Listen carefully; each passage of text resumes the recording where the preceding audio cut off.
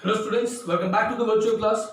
OCM chapter number 2 is going on the principles of the management, and in that up to now we have understood the different theories of the management, the classical approach, then the neoclassical approach and the modern thought. In today's session guys, we are going to understand about one of the most important topic in the management, and that is the Frederick Taylor's principle of scientific management. Frederick ટેલરની આપણે વાત કરીએ તો એને આપણે father of the scientific management તરીકે ઓળખીએ છીએ, રાઈટ? શું કામ? તો એની માટે એની થોડી હિસ્ટ્રી આપણે સમજવી પડશે. So let's start with this story only. Frederick Winslow Taylor, he was the person who was the American mechanical engineer. એક અમેરિકન મિકેનિકલ એન્જિનિયર હતા, right? And he started to work as an apprentice, એટલે કે ક્યાંક training તરીકે એણે કામ start કરેલું. And then he contributed in many of the companies, and then he became the manager in the Bethlehem Steel Company in America. એ કંપનીની અંદર જ્યારે મેનેજર હતા ને એ સમયે he observed many things, right? He gave his contribution to manage that company very well, right? But at that time he came to know that in the traditional approach of the management, there are certain problems, and to overcome all those problems, he introduced the scientific management. That means the scientific approach towards the management very first time, and that's why he is known as the father of scientific management. Right? So, guys, when he was working as a manager at that time, he came to know that the whole business management is classified into two parts. Business નો જે આખો part છે ને બે પાર્ટમાં આપણે divide કરી શકીએ છીએ. પહેલા લોકો બને છે વર્કર્સ અને બીજા બને છે owners. Owners means the management and the manager and the owner of the company, and the workers means all the rest of employees. Owners જે હોય એનો ટાર્ગેટ શું હોય? એનો ટાર્ગેટ હોય છે પ્રોફિટ મેક્સિમાઇઝેશન, જોબ સેટિસ્ફેક્શન, એની માટે ઓનર્સ વર્ક કરતા હોય છે. જ્યારે એમ્પ્લોઈઝ છે બરાબર, એ લોકોનો મેઇન ટાર્ગેટ શું હોય છે? They are aiming at high wages, right, high payment as well as the job satisfaction. તો પોતપોતાની નીડ સેટિસ્ફાય કરવા માટે બંનેની વચ્ચે ક્લેશિસ ખૂબ થતા હતા, અને એ ક્લેશિસને કવર કરવા માટે ફ્રેડરિક વિન્સ્લો ટેલરે સૌની પહેલી વખત રૂલ ઓફ થમ ઇન્ટ્રોડ્યુસ કર્યો, right? Rule of thumb introduce કર્યો. એની અંદર શું હતું કે in the traditional method the workers are habituated to follow just orders. એ લોકોને આદત હતી ને, શું કામ? Because they were asked to follow the orders. વર્કર્સને ટ્રેડિશનલ મેથડમાં એવું જ કહેવામાં આવતું કે તમારે જે ઓર્ડર છે એ જ ફોલો કરવાનો છે, બરાબર છે? એના સિવાય કશું કામ કરવાનું નથી. હું તમને કહું એટલું જ તમારે કરવાનું. And that was known as the rule of thumb, કે એક વખત મારી છાપ પડી ગઈ એટલે એ જ કરવાનું, પછી બીજું કશું નહીં. અને એને કારણે ક્લેશિસ થતા હતા. પછી એ ક્લેશિસને કવર કરવા માટે એક સાયન્ટિફિક અને મોડર્ન થોટની જરૂર હતી કે how to manage those people, right? અને એ વસ્તુને આગળ વધારતા ઇન્ટ્રોડ્યુસ થયો the principal of the scientific management, right? It was completely the scientific revolution in the theory of the management. મેનેજમેન્ટની થિયરીમાં 100% સાયન્ટિફિક રિવોલ્યુશન આવ્યું. લોકો સમજતા થયા કે ના, ધેર આર ન્યુમરસ વે આઉટ્સ કે જેના દ્વારા આપણે લોકોને સારી રીતે મેનેજ કરી શકીએ છીએ, and the new theories was given to the people. તો ફ્રેડરિક વિન્સ્લો ટેલર છે બરાબર, એણે આ જે પ્રિન્સિપલ રજૂ કર્યો ને એની ડેફિનેશન અહીંયા આપેલી છે. Let's understand the definition first.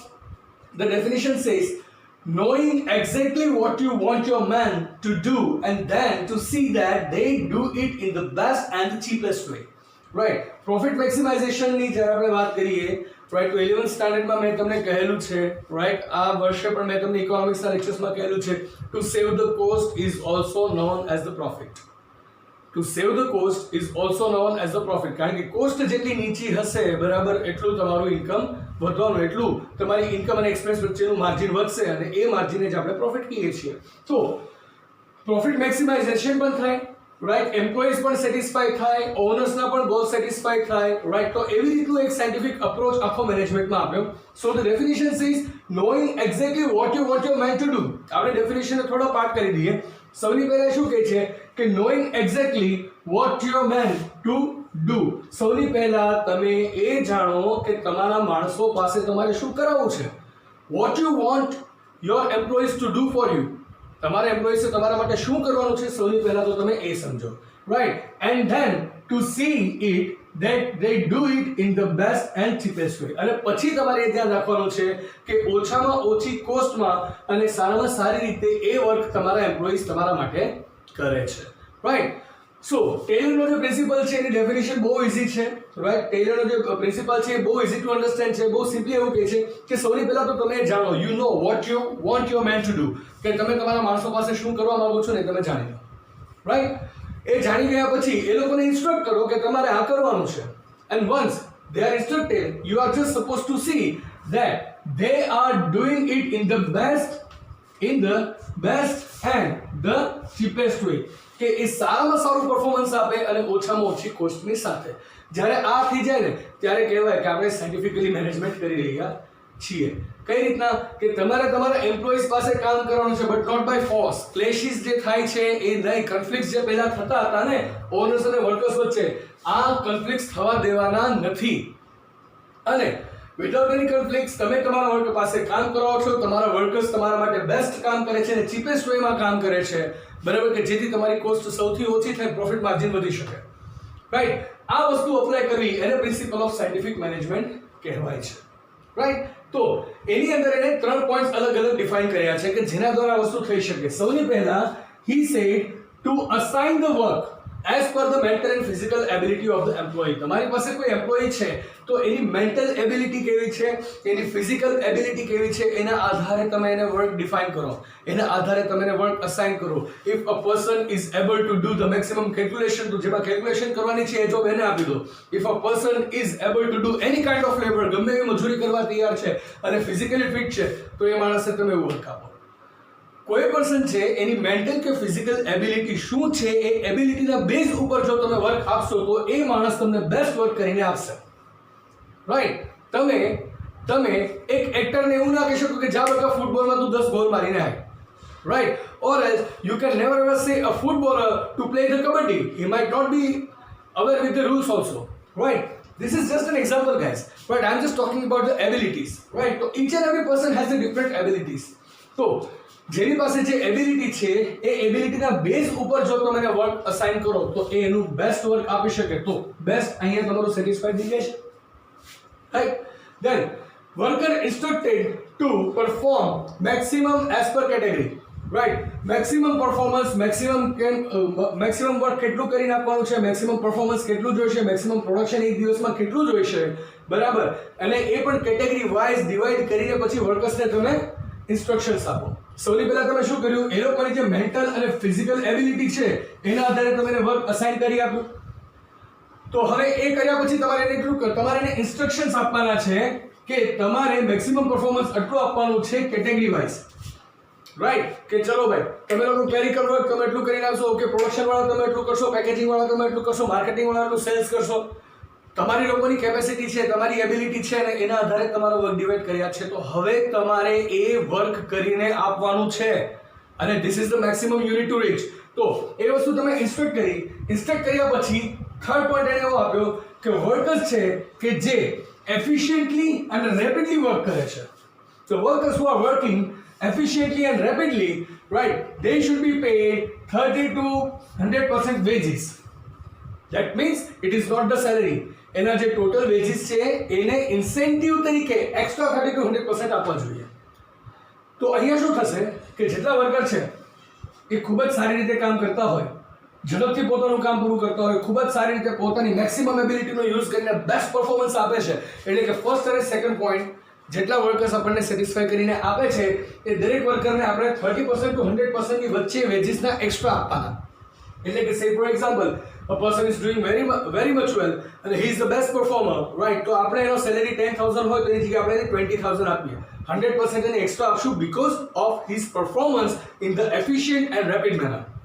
તો શું થશે, બાકીના જે વર્કર્સ છે એ બધા પણ મોટિવેટ થશે, રાઈટ. ફાઇનાન્શિયલ મોટિવેશન મળશે વર્કર્સને કે if we are working better, if we are working best of our ability, if we are giving our best, at that time they are paying us the extra incentive. Come on man, 30% to 100%, it's so high. I can just double up my salaries all the month while I am working very well. દર મહિને હું જો બહુ સારું કામ કરું છું, બરાબર, તો હવે મારામાં કેપેસિટી છે કારણ કે મને મારું વર્ક મળ્યું છે, મારી મેન્ટલ અને ફિઝિકલ એબિલિટી કે જે હું કરી શકું છું, પહેલી વસ્તુ. બીજી વસ્તુ કે હું જો મારું મેક્સિમમ પરફોર્મન્સ આપી દઉં તો એ લોકો 30 to 100% ની વચ્ચે વેજ આપશે. એટલે કે each month I can earn 150 to 200% of the salary. right? પહેલા માત્ર 10,000 મળતા હતા, 15 કે 20,000 થશે. I can survive my family well, I can fulfill all my desires throughout that extra money. એક મોટિવેશન મળે છે, રાઈટ? તો થશે શું કે આ મોટિવેશન માટે થઈને તમારા જે વર્કર્સ છે એની મેક્સિમમ પરફોર્મન્સ આપશે, રાઈટ? એટલે કે બેસ્ટ પરફોર્મન્સ થઈ ગયું.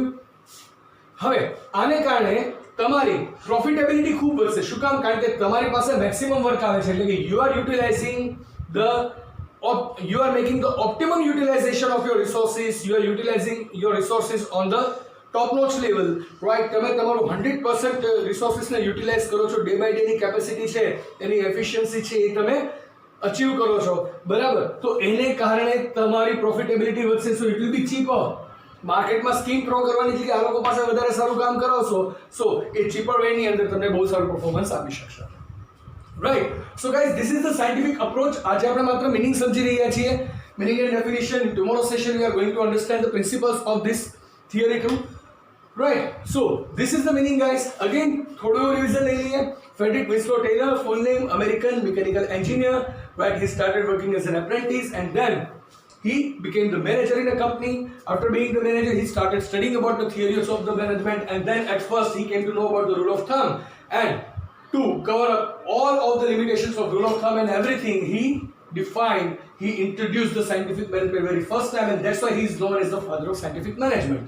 Right? In the definition, he says that you need to know what you want your men to do, right? And afterwards, you are just supposed to take care of it, that your workers are doing it in the best manner and the cheapest manner, right? Once you have done it, you are supposed to take care of 3 main points, and that is to assign the work as per a person's mental and physical ability. The second one, you must instruct your worker, right? The worker should be instructed to perform on the maximum level as per the category. And the third one, workers who are working efficiently and rapidly, they should be paid 30% to 100% extra wages. And that's how you can achieve your goal of the business, your objectives of the business very well and easily. And the management of your business becomes very much easier. Right? So guys, this is the meaning of the Frederick Taylor's principle of scientific management. I hope you guys are quite clear, right? And if you have any queries, you are seeing my number flashing on the screen. Either you can contact me or else you can post the public comment. I'll be happy to answer you. Right? So I'm just keeping my session up to here. In tomorrow's session, we are going to start with new topic. Till then, goodbye, take care, have a nice time. Stay home, stay safe, keep making moves. Thank you.